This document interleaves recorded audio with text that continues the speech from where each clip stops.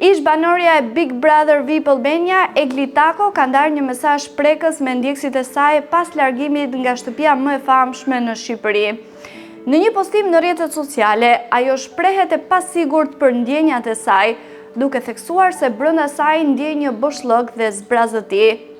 Më keni pyetur shumë se si jam, ndonjëherë pyes edhe veten si jam, nuk e di se si ndjem.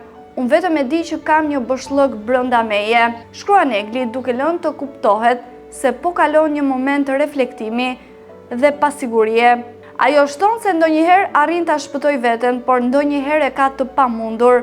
Në këto momente kam nevojë të ndjej ngrohtësinë e përqafimeve nga familjarët dhe miqtë e mi, përfundon Egli, duke treguar qartë nevojën për mbështetje emocionale pas eksperiencës në Big Brother VIP.